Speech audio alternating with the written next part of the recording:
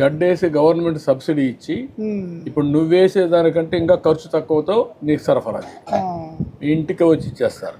ఇవన్నీ ఉంది, గడ్డి ఉంది, కట్ చేసేస్తారు మిషన్తో, కట్ చేసి ఇచ్చేస్తారు. బస్తాల్లో ఇంత ఇన్ని కేజీలు ఇచ్చేస్తారు. అన్ని కేజీలు పశువులకి వేస్తాం. మామూలుగా రైతుకు సంబంధం లేకుండా వాళ్ళే డైరెక్ట్ తెచ్చి ఇచ్చేయటం, వాళ్ళే ఇస్తారు. మీ ఊర్లో ఒక 5 ఎకరాల భూమి ఉందనుకో, 5 ఎకరాలు వేపిస్తా, నేను దానికి కొంత డబ్బులు ఇస్తా. వాళ్ళే కట్ చేసి వాళ్ళే ఒక ట్రాక్టర్ వేసుకొచ్చి ఇంటికి డిస్ట్రిబ్యూట్ చేస్తారు. ఇంటికి ఎంత ఇన్ని కేజీలు అని ఎన్ని కేజీకి ఎంత ఇచ్చేస్తారు. అప్పుడు మీకు ఆ ప్రాబ్లం కూడా ఉండదు. పశువులకు దానా వస్తుంది, మిక్చర్ మీరు కొనుక్కుంటారు కొంత. ఇక్కడ మిషన్ మిల్కింగ్ చేస్తాం, మందులు అవన్నీ సరఫరా చేస్తాం. అప్పుడు ఇంకా మీకు ఖర్చులు తగ్గి ఆదాయం పెరుగుతుంది. ఇప్పుడు 4 రూపాయలు లీటర్కి పెడతాను అనుకో, రేపు రాబోయే రోజుల్లో ₹1 ₹2 తగ్గిపోతుంది. ఇంకా అప్పుడు అది ఆదాయం కింద వస్తుంది.